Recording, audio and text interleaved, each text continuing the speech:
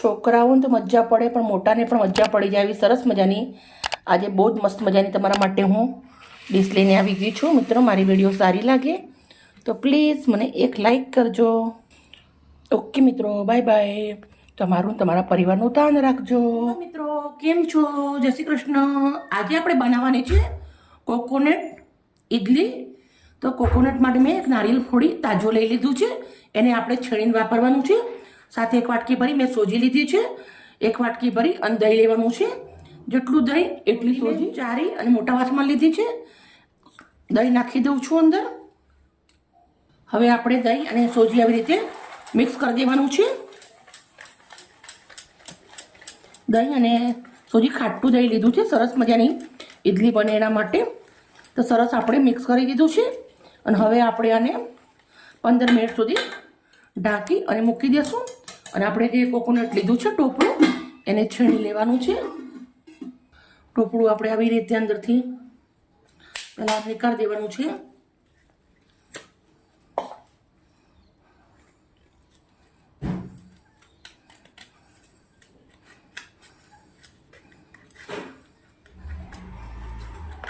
આપણે કોકોનટ આવી રીતે નીકાળી દીધું છે। પછી તમે આ કાળો ભાગ નીકાળવા ચાહો તો નીકાળી શકો છો, પણ હું જરૂરી નથી સમજતી, એટલે આપણે આવી રીતે એને હવે ફ્રેશ કોકોનટને છીણી લેવાનું છે। છીણી આપણે આવી રીતે ઝીણી આવે એ લેવાની છે। તો આપણે મસ્ત મજાનું છીણી અને રેડી કરી દઈશું।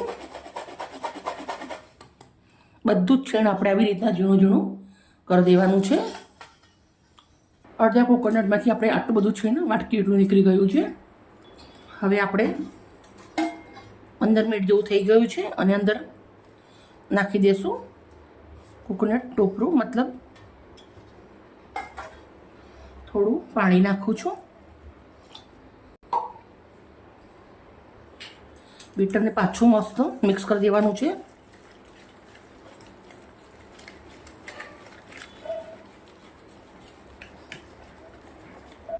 સરસ મજાનું મેં મિક્સ કરી દીધું છે। હવે મસાલા કરી લેશું। 1 ચમચી મીઠું નાખું છું, 1 પડીકી આપણે એનું નાખવાનું છે। તેલ ગરમ થઈ ગયું છે, 1 ચમચી મેં તેલ લીધું છે। આપણે અંદર રાઈ જીરું નાખું છું, થોડી આપણે હિંગ નાખી દેવાની છે, મીઠી લીમડીના પાન નાખી દેવાના છે। હવે આપણે આ એનો ઉપર રેડી દઈશું। હવે સરસ મિક્સ કરી દઈશું ચમચાથી। ઢોકળિયાની આવી રીતના એક પ્લેટ લીધી છે। હવે આપણે અંદર પ્લેટના અંદર આવી રીતના થોડું થોડું મિશ્રણ મૂકી દેવાનું છે। હવે પ્લેટના અંદર થોડું તેલ લગાવી દીધેલું છે, એટલે તમે પણ થોડું થોડું તેલ લગાવી દેજો એના અંદર।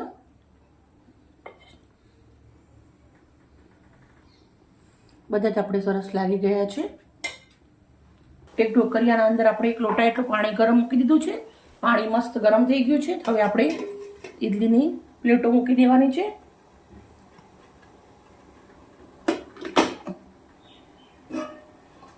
દસ મિનિટ સુધી ઢાંકી દઈશું। મિત્રો આપણે ચેક કરી લેશું।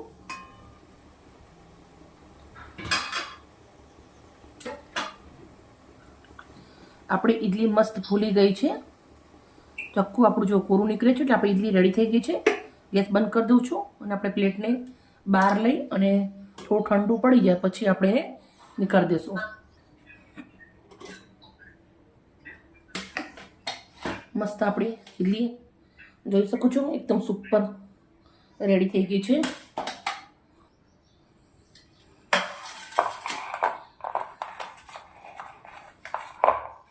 બધી જ ઇડલી આપણે આવી રીતે નીકાળી દેવાની।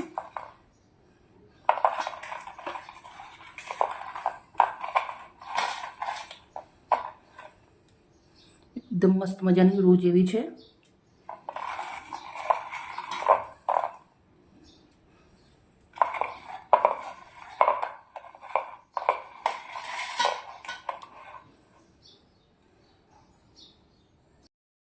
હું પ્લેટના અંદર આપણે આવી રીતે ઇડલી ગોઠવી દીધી છે।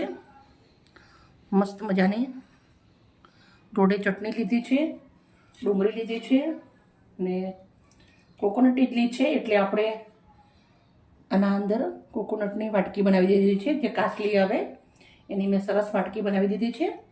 આપણે અંદર સંભાર દાળ નીકાળી દીધી છે.